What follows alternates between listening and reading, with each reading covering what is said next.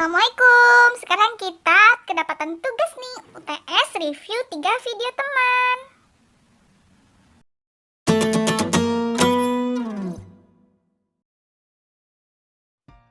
Assalamualaikum warahmatullahi wabarakatuh. Kembali lagi bersama saya Nur Aziza, NIM E2019-1080 dari Perbankan Syariah 2 semester 4. Di video kali ini saya akan mereview tanggapan video yang sudah dijelaskan oleh teman-teman saya. Yang pertama adalah tanggapan dari Asmaunisa NIM E2019-1078, yaitu tentang konsep dasar ekonomi Islam. Yang pertama dibahas adalah ilmu ekonomi, pengertian dari ilmu ekonomi. Ilmu ekonomi adalah sebuah cabang ilmu yang membahas dan mempelajari tentang perilaku manusia dalam memenuhi kebutuhan. Nah, ada ilmu ekonomi Islam. Ilmu ekonomi Islam artinya sebuah cabang ilmu ekonomi yang membahas dan mempelajari tentang perilaku manusia dalam memenuhi kebutuhannya. Untuk mencapai kebutuhan tersebut, untuk mencapai tujuannya tersebut, ini dalam ekonomi Islam harus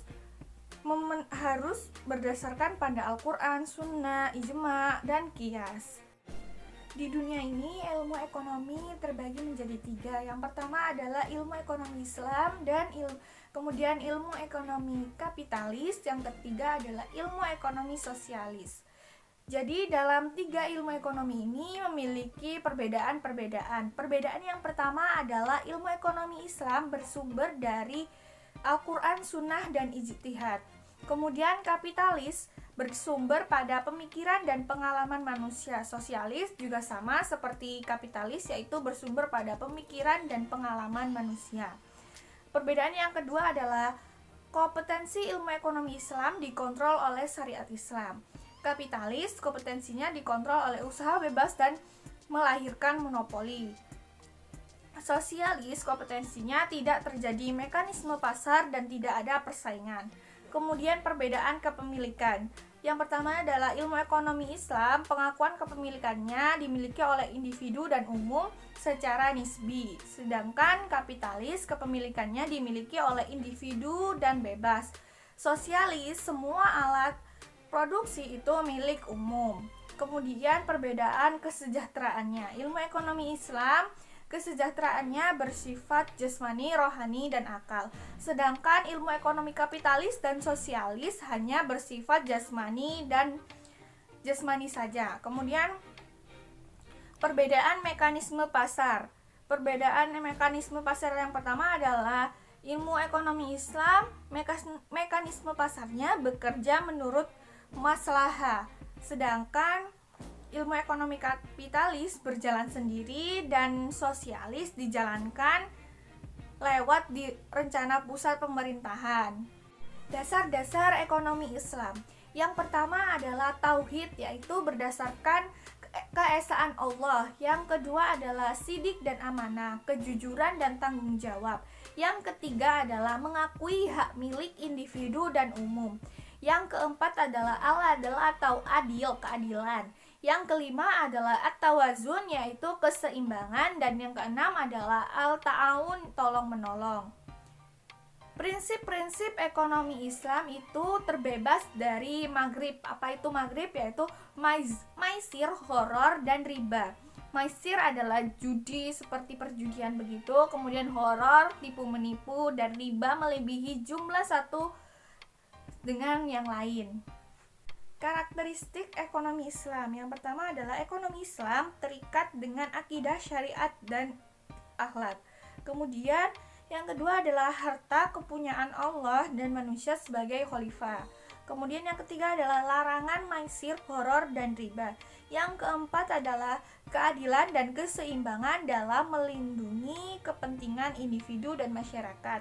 Yang kelima adalah keseimbangan antara kerohanian dan jasmani. Kemudian yang keenam adalah bimbingan konsumsi, dan yang ketujuh adalah petunjuk investasi, dan yang ke-8 adalah zakat.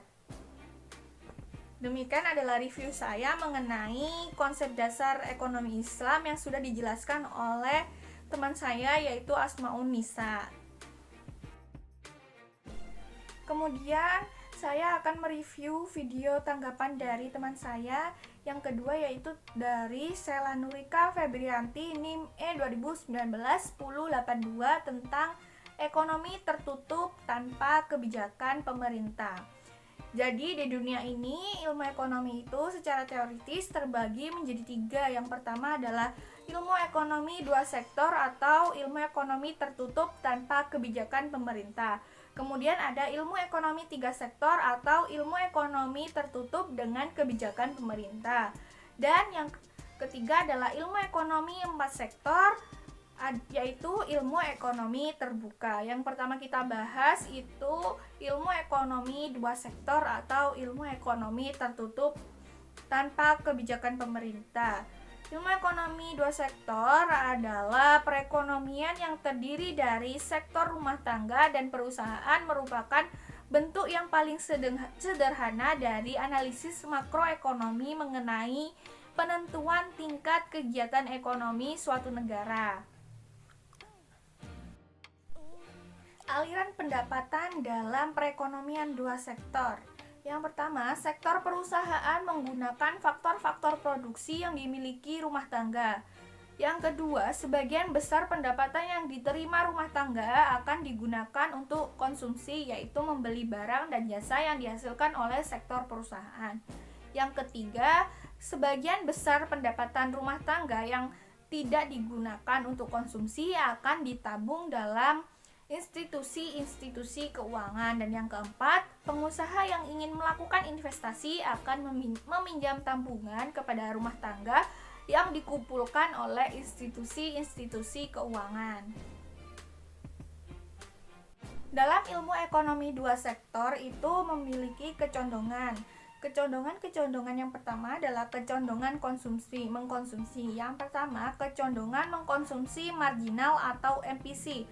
Perbandingan di antara pertambahan konsumsi yang dilakukan dengan pertambahan disposable income. Kemudian yang kedua adalah kecondongan mengkonsumsi rata-rata atau APC. Perbandingan di antara tingkat konsumsi dengan tingkat disposable income. Kecondongan yang kedua adalah kecondongan menabung. Dalam kecondongan menabung ada kecondongan menabung marginal atau MPS, yaitu merupakan perbandingan di antara pertambahan tabungan dengan pertambahan disposable income.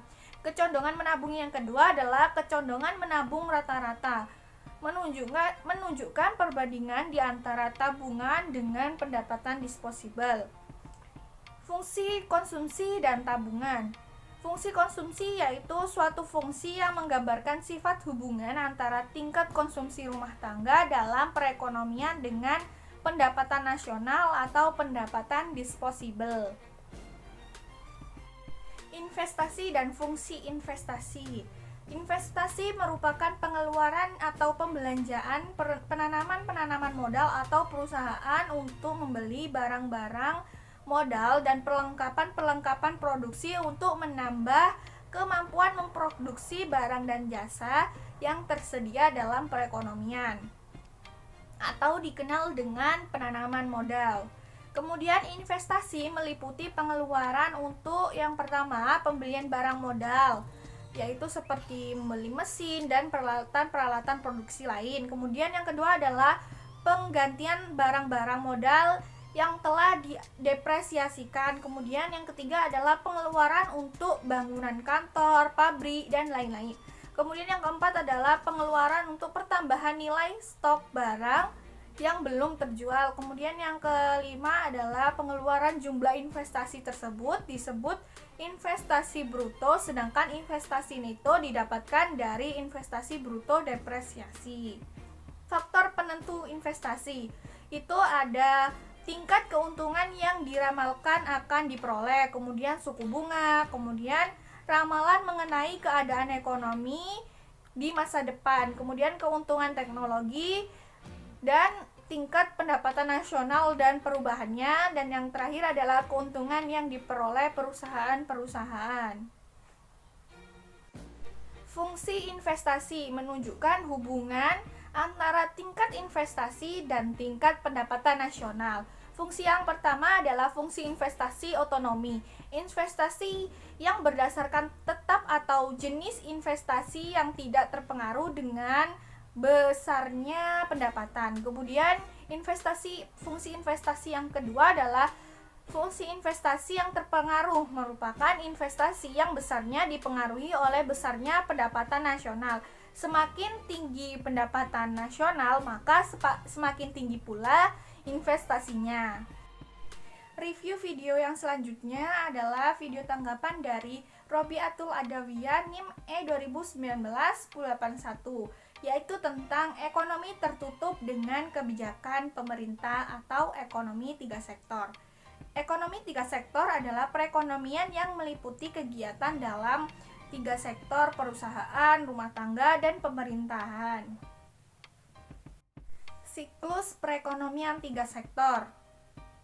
Yang pertama, pembayaran kepada pemerintah untuk pajak penghasilan dan pembayaran kepada rumah tangga untuk faktor-faktor produksi. Kemudian yang kedua, pendapatan yang diterima rumah tangga sekarang berasal dari gaji dan upah yang dibayarkan oleh pemerintah. Kemudian pemerintah menerima pendapatan dalam bentuk pajak dari perusahaan dan rumah tangga. Kemudian yang keempat adalah pendapatan rumah tangga digunakan untuk 3 kebutuhan, yaitu konsumsi, tabungan, pajak pendapatan rumah tangga. Kemudian yang kelima adalah dalam siklus ini masih diasumsikan bahwa tabungan rumah tangga dipinjamkan oleh lembaga keuangan. Kemudian yang keenam adalah pengeluaran agregat mengalami peningkatan dalam berbagai jenis. Perubahan yang mempengaruhi pengeluaran agregat adalah adanya campur tangan pemerintah, yaitu pungutan pajak yang dilakukan oleh pemerintah menambah pengeluaran agregat pada industri rumah tangga. Kemudian yang kedua adalah pajak memungkinkan pemerintah melakukan pembelanjaan dan ini akan menaikkan pembelanjaan agregat. Kemudian pendapatan yang diterima oleh rumah tangga akan digunakan untuk 3 tujuan. Yang pertama adalah ditabung, kedua membayar pajak, dan yang ketiga adalah membiayai konsumsi. Pajak terbagi menjadi 2, yaitu pajak langsung dan pajak tidak langsung. Pajak langsung adalah jenis pungutan pemerintah yang secara langsung dikumpulkan oleh wajib pajak. Kemudian yang kedua adalah pajak tidak langsung. Pajak tidak langsung adalah pajak yang bebannya dapat dipindahkan kepada orang lain.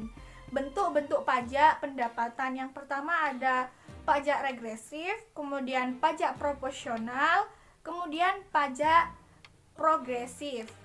Efek pajak terhadap konsumsi dan tabungan.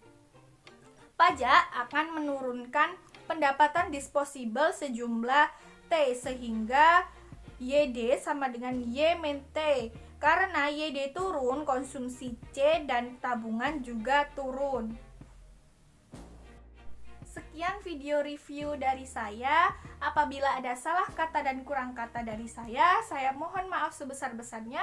Wabillahi taufiq wal hidayah. Wassalamualaikum warahmatullahi wabarakatuh. Terima kasih.